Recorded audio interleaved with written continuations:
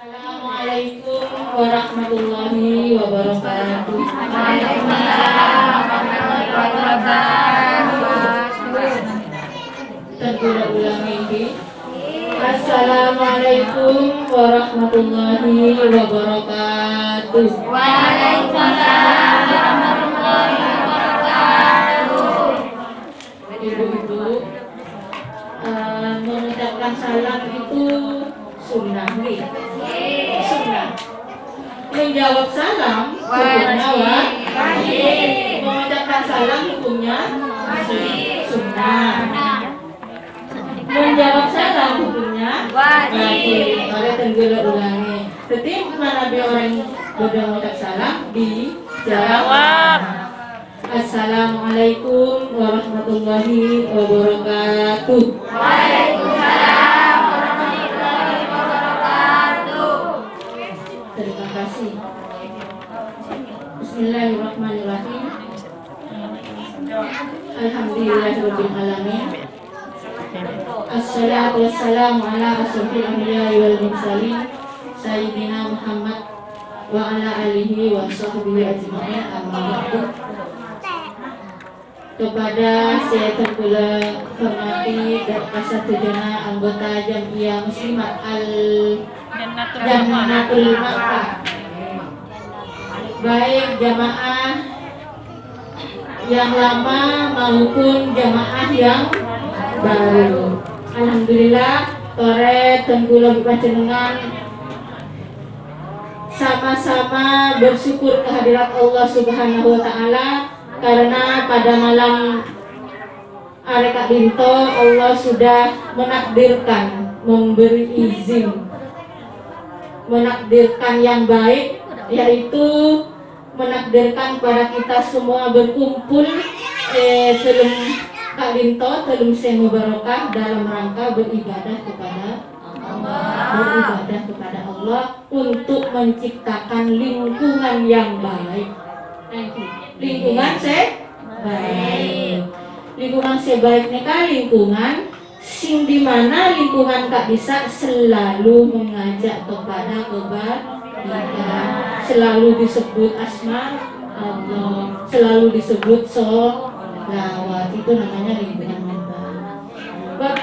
Ibu-ibu yang kami hormati, nyuwun tolong di luar sambil ngomong bayi sambil ngerngati ibu tak apa-apa, aku putra itu bagus, tak apa-apa, tapi sambil ngerngati. Ibu-ibu, panjenengan odik nang edunya Kak Linto ibaratnya kan menunggu mati, ibu, nunggu giliran mati. Selagi nunggu giliran mati, kita itu ngisi dengan ibadah. Hidup di dunia ini, Bu, ini memiliki tujuan. Ibaratnya kita itu naik bis, kan ada tujuannya, Bu, ke Jakarta, ke Surabaya. Enggak ada tujuan, atau muter nak ambil tujuan kosan. Jadi audit nikah, di tujuan. Apa tujuan hidup ini, Bu? Ingin Mati dengan husnul khotimah. mati dengan husnul khotimah. Intinya hidup ini pingin bahagia di dunia maupun bahagia di akhirat. Terus Bu, orang sesat, Bu. Terus satunya orang terus bunga, terus bahagia, terus senang, dan senang nggak bisa, Bu, tidak datang sendiri kalau diusaha. Nah, Pak Serap pada suatu saat Ibnu Abbas juga ditanya, apa itu? Bagaimana caranya kita bisa bahagia? Agar bahagia. Tanda-tandanya orang dikasih rahmat oleh Allah sehingga orang itu bahagia itu apa? Apa orang sofi? Banyak hartanya? Pejabat? Belum tentu bahagia. Jadi bahagia itu yang bagaimana? Jadi indikator orang bahagia itu menurut Ibnu Abbas yaitu pertama qalbun syakur. Apa, Bu? hati yang bersyukur. Hati yang bersyukur. Hati yang syukur itu gandengannya dengan qanaah. Qanaah itu yaitu menerima apa adanya. Kita itu disyukuri, Bu. Esok koren apa boy? Saya dapat itunya nikah ketentuan dari Allah harus disyukuri. La in syakartum la azidannakum wa la in kafartum inna adzabi lasyadid. Pasera orang yang bersyukur itu ditambah, orang yang ingkar itu disiksa. Jadi caranya bersyukur itu, Bu, Imam Syafi'i itu ada 3 orang bersyukur. Siapa Imam Syafi'i? Syukur dalam hati, syukur dalam lisan, syukur dalam perbuatan. Syukur dalam hati selalu menerima ketentuan Allah, selalu disyukuri. Jadi orang syukur itu tuh tenang, Bu. Tenang. Jadi meskipun orang sokir tidak bersyukur itu tidak tenang. Jadi belum tentu orang punya hartanya kasak bahagia, belum tentu. Jadi ukurannya bahagia nikah benih minyak, benih mobil, benih pangkat, benih jabatan. Orang sokir ini kan punya urusannya, Bu. Gimana? Nanam, Bu, namun banyak sabona misalnya.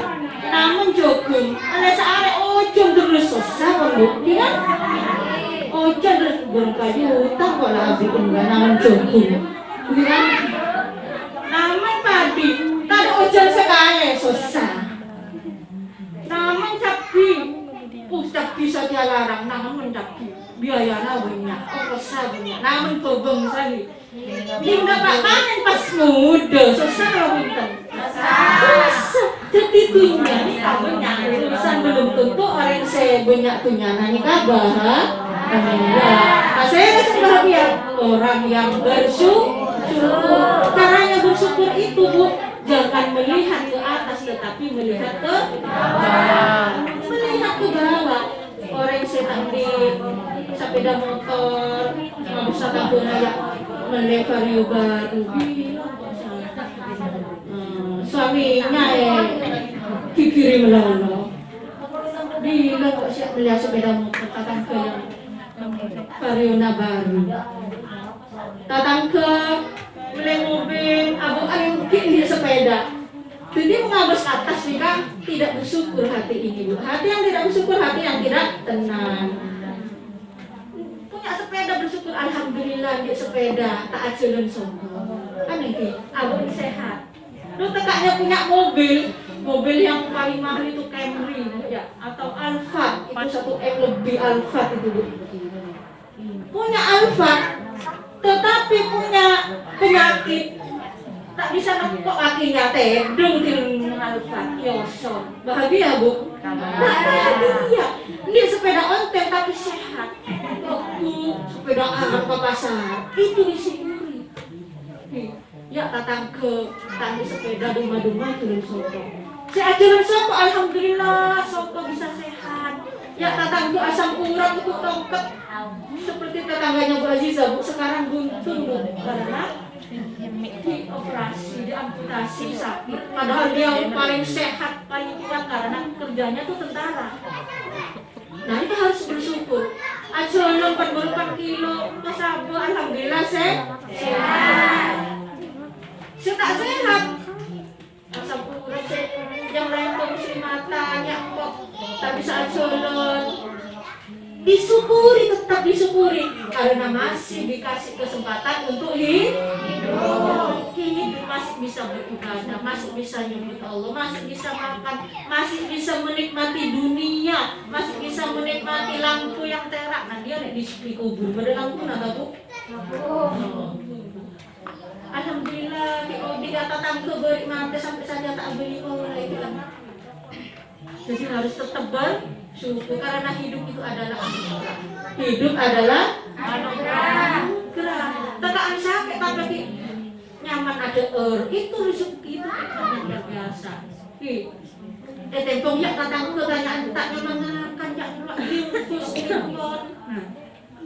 Gitu. Jadi harus tetap bersyukur. Kalau bersyukur itu hati akan senantiasa tenang dan bahagia. Qalbun syakur, itu tanda-tandanya yang bahagia adalah hati yang bersyukur. Tidak tersulul, tak campur. Apa campur? Asruan malah kita asruan. Tak sambar. Yang kedua, tanda kebahagiaan al-azwaju sholihah, yaitu pasangan yang solihah. Ini juga syaratnya menjadi keluarga yang sakinah mawaddah warahmah, pasangan yang solihah. Yang punya suami, suaminya solihah. Yang punya istri, istrinya solihah. Makanya Rasulullah memberikan tuntunan, barang siapa yang akan memilih wanita untuk menjadi pendamping, minta 4. Yang pertama, apa ya? Soleh, Islam. Memilih kalau memilih calon untuk menjadi mantu, panjenengan Nabi mau memilih mantu, putra sampeyan nyari bini, nyari istri, nyari bukan lalak bini, pilihlah di antara 4 ini, yaitu kecantikannya. Pasti orang kadang-kadang pertama itu cantiknya, ya. Cantiknya, foto, bibit bobo. Lo cantik, tidak cocok. Cantiknya. Yang kedua, hartanya. Sesoki. Pokoknya. Yang ketiga, keturunan. Anak siapa dia? Nah, kan begitu. Anak siapa? Anak Jiuli misalnya. Anak siapa? Jadi keturunannya. Jadi yang pertama lihat cantiknya, 2 hartanya. Kadang-kadang orang kan mensoki, senang di mantu soki. Soki di motor. Mata soki teh kendai. Yang ketiga keturunannya, bibitnya. Anak siapa ya? Raka melarat misalnya. Yang keempat, karena agamanya. Nah ini kenapa agama ditaruh di belakang sama surga? Karena kenyataannya orang itu melihat agamanya terakhir, Bu. Padahal itu agama itu mestinya ditaruh di yang dipertimbangkan. Pertama dan utama itulah agama. Karena agama itu kalau memilih pasangan yang agamanya kuat, itu akan membuat keluarga itu menjadi bahagia. Nanti suaminya awalnya Soki ini kan sebentar sih, Bu, bisa bangkrut kan, Bu. Cantik paling 50 tahun ke atas sudah kerok. Harta bisa bangkrut. Pada saat nanti saat bangkrut, kalau istri yang solihah itu melake suami. Tetapi kalau agamanya tidak ada, maka istri itu akan berpaling ke laki-laki lain. Sebaliknya juga suami, pilihlah suami yang agamanya kuat. Kalau suami agamanya kuat, itu seneng, Bu. Mertua nikah seneng, dia sopan santun. Sholat 5 waktu adzan di masjid, membina anak-anak, ngajar ngaji. Siapa nggak seneng, Bu, punya mantu seperti itu ya? Nggak butuh harta, tegak nandi harta, tetapi nggak sopan ke mertuanya diinjak-injak, mertuanya dijadikan pembantu misalnya. Banyak kan, Bu, mantu suke, mertua jadi pembantu. Ini banyak. Kenapa? Karena tidak punya agama. Jadi yang kedua yaitu pasangan yang baik, pasangan yang soleh. Pasangan yang soleh akan menjadi bahagia. Meskipun cantik tidak soleh, tidak bahagia. Ganteng Soki punya mobilnya berderet, pejabat dia menjadi pejabat tinggi, tetapi dia tidak soleh. Aduh, loro hati, Bu. Iya kan, biasanya kalau sudah jadi pejabat tinggi Suki, ini istrinya sudah mulai nambah. Apa tak loro hati, Bu? Sepenting punya suami yang soleh. Tuh, ciri-ciri indikator kebahagiaan. Yang ketiga, yaitu al-auladul abrar, anak yang soleh, anak yang baik, anak yang soleh kepada orang tua, anak yang berbakti kepada orang tua. Nanti tekanan di anak pinter sopi bisa sukses, tetapi kurang ajar ke orang tuanya, sakit, bodoh orang sopi bu, sukses, tetapi dia diuji dengan anak yang tidak soleh. Apa itu? Ditangkap polisi karena narkoba, itu karena sabu-sabu, pas iyokom gimana, atau ditangkap dia jadi gembong narkoba.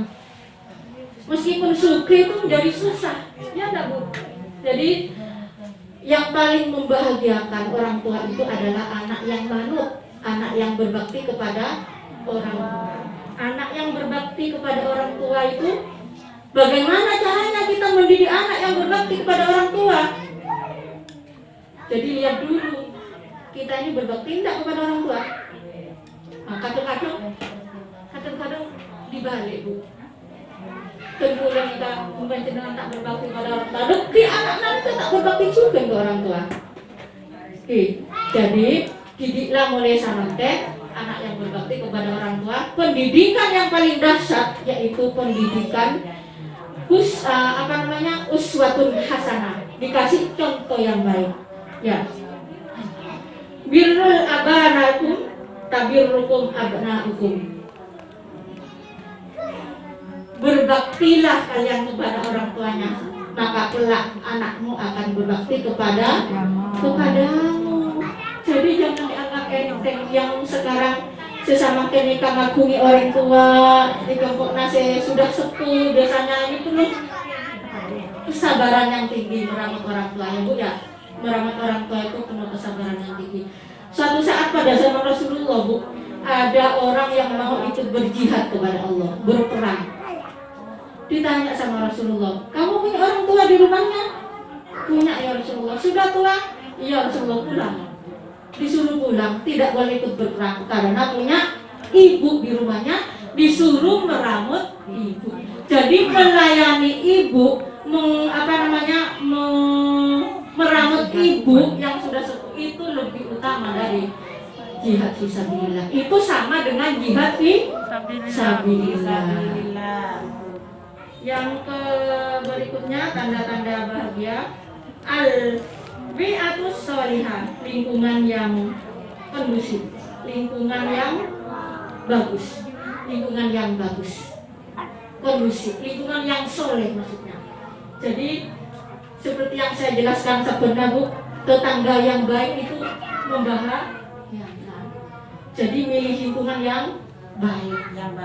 Dan kalau pernah diam di lingkungan yang kurang baik, jadi sehari-harinya anak-anak kecil gitu ya, lek nomor berapa lek tadi berikan malam balik saya keluar lek gitu. Oke.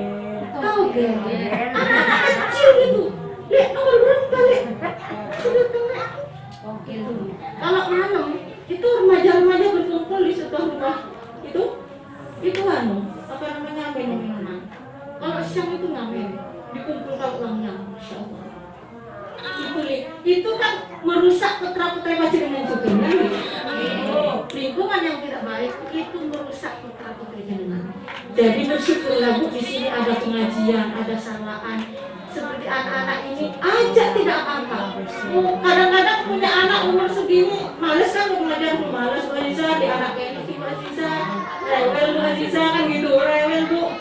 Ajak karena itu memberikan pengaruh yang positif terhadap akal dan jiwanya anak-anak. Mendengarkan Yasin, tahlil, lama-lama anak itu menjadi hafal Yasin. Jadi memberikan pengaruh yang baik kepada anak-anak. Jangan dijadikan alasan punya anak kecil tidak mau ikut sholawatan, yasinan. Bawa putrinya bu, bawa putranya bu, sampai putranya tertidur di pangkuan sampean kalau sampean ngaji yasin, baca sholawat, tahlil, itu bagus sekali. Gitu ya. bayi, bawa tidak apa-apa, insya Allah sehat, insya Allah kuat, insya Allah selamat. Karena anak itu akan menjadi anak, tumbuh menjadi anak yang soleh. Yang keenam,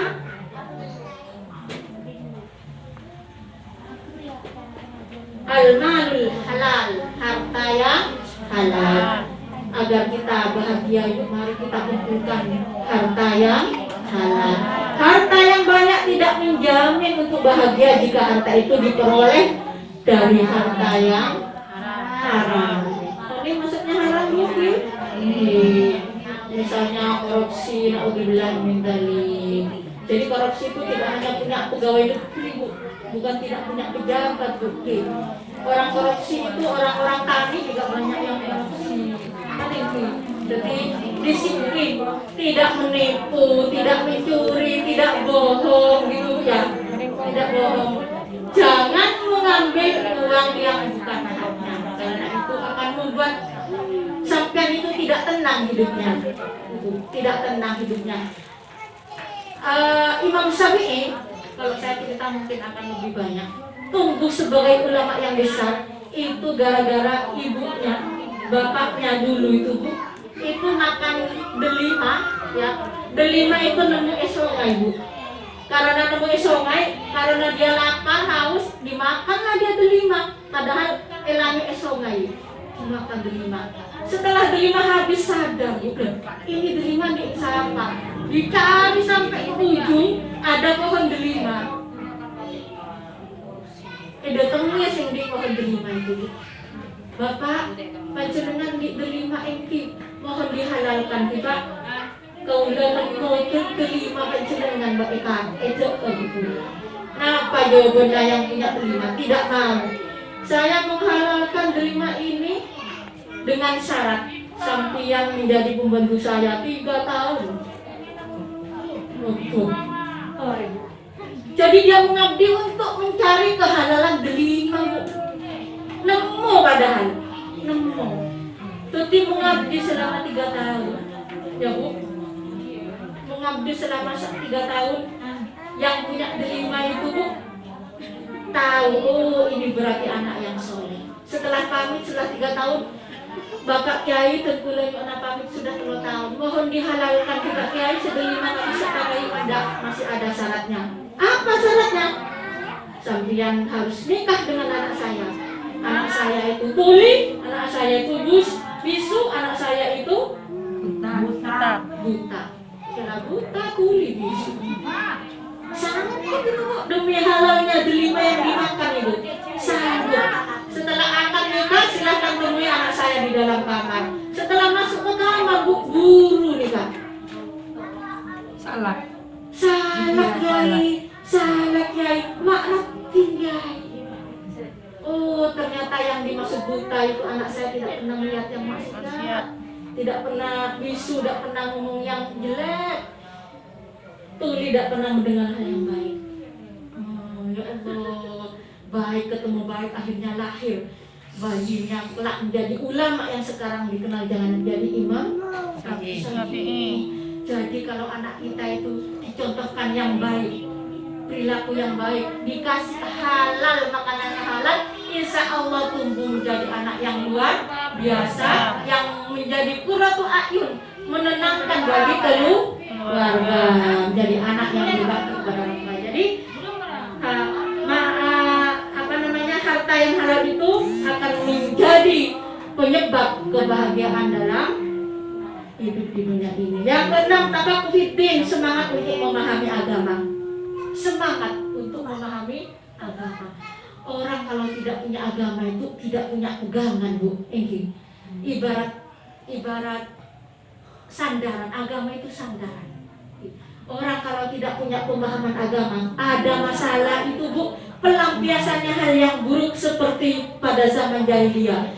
Orang senang berjudi, orang susah mabuk. Didapat harta yang banyak, dia berfoya-foya berjudi. Menjadi apa kesedihan, dia mabuk. Begitu juga kalau orang tidak, karena orang tidak punya agama. Jadi hidupnya tidak tenang. Yang berikutnya ciri-ciri orang yang bahagia.